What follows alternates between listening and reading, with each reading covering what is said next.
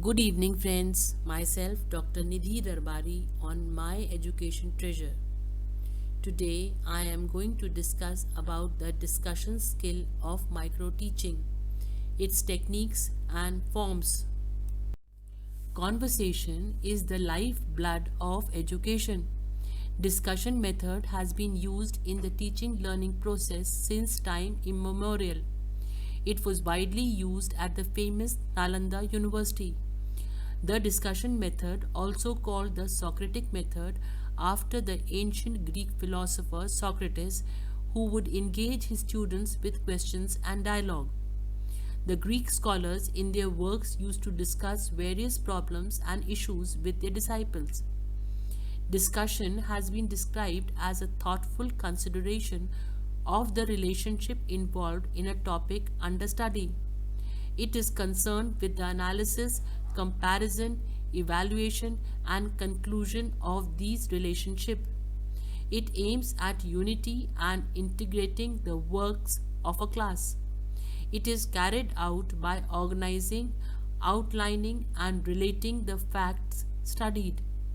It encourages the students to direct their thinking process towards the solution of a problem and to use their experience for further clarification and consolidation of learning material. Discussion is to be distinguished from debate, in which the participant seeks to prove a point rather than to discover a truth. Debate may also be marked by uncontrolled exchange of verbalism. Discussion is very important in stimulating mental activity, developing fluency and ease in expression, clarity of ideas in thinking, and training in the presentation of one's ideas and facts. An exchange of ideas and opinions offers valuable training of students in reflective thinking. As the class is small, the teacher is able to determine each student's progress, and students have ample occasion to make their difficulties known.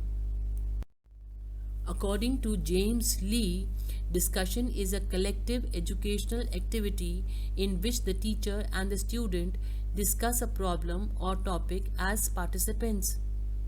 A discussion is the means by which people share experiences, ideas, and attitudes. As it helps to foster students' involvement in what they are learning, it may contribute to desired attitudinal changes.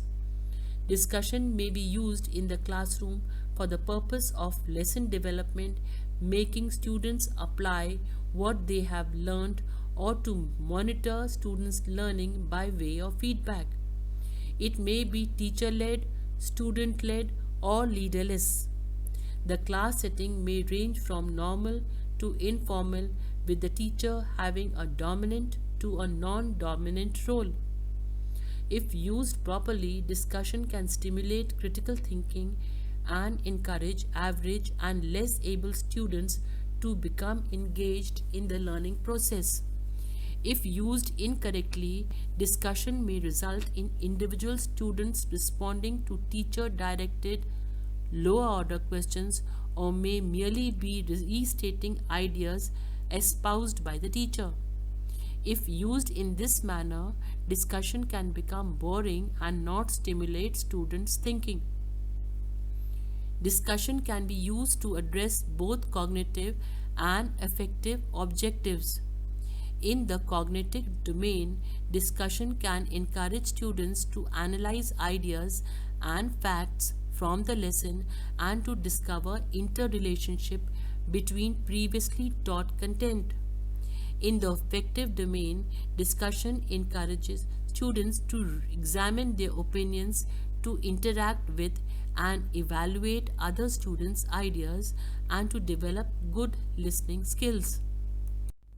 Discussion method is a face-to-face encounter between the teacher and the student, and or between the student and the student under the guidance of a teacher, aimed at a free exchange of the idea about a particular topic. Under this method, a teacher and student give and take their views on a topic, question, or problem independently in a collective atmosphere. In it, important thoughts and problems are often included. We can call it reasoning or a knowledgeable discussion. Under this method, students select a topic under the guidance of the teacher. Then a related planned discussion takes place under the leadership of the teacher. Sometimes a teacher places before students various problems and then students carry out the discussion according to their feelings, study and experiences. In this method, students have complete independence to express their feelings and thoughts. The definition carries two key points. Face-to-face encounter, that is, it simply requires the physical contact among those involved in the process, and a free exchange of ideas. The free exchange of ideas take place firstly in a liberal, more relaxed classroom atmosphere, and secondly in a situation whereby the students are conversant with the topic. Purpose of discussion. Discussion may be used for following purposes: for planning new work, for making decisions concerning future work, for sharing information, for obtaining and gaining report for various points of view, for classifying ideas, for inspiring interests, and for evaluating progress. Techniques of discussion method.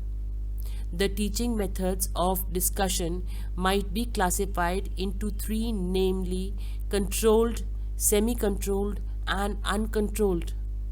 In the controlled type, the teacher dominates the teaching learning process. In the semi-controlled type, it is the joint teacher-student participation.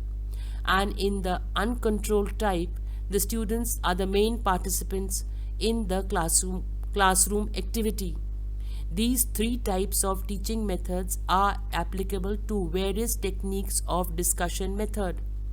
The classroom teaching method involves teachers' monopoly of the activity.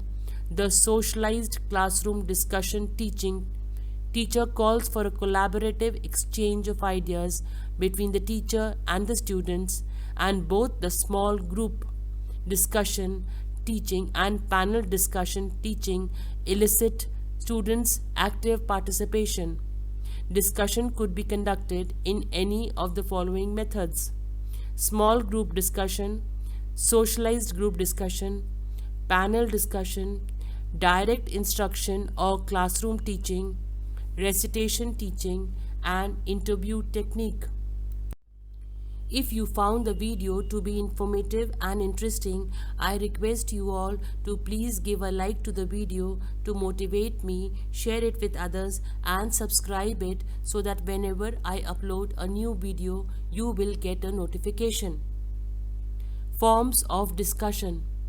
There are different forms of discussion that can be used in the classroom. The discussion method can have any of the three modes: teacher dominated, student dominated, and joint teacher-student participation. Kocher defines two major types of discussion, which are formal and informal. Formal discussions are governed by planned and predetermined objectives, set of rules which proceed in a predetermined manner and according to the set procedures, and therefore it is essential to follow the principles in any condition. It includes debates, panels, symposia, etc. Formal discussions may involve whole group or small group of people divided with the intention of discussing themes. Informal discussions is planned and spontaneously conducted. It involves free verbal interchange of the participants. These are not governed by predetermined objectives, set of rules, but only oral actions and reactions, and there is no need to follow any principle to participate in informal discussion. Classroom discussion is an informal discussion involving a free verbal interchange of ideas for all students, where the teacher is the leader who guides the discussion. Small group discussion is better than a whole class discussion.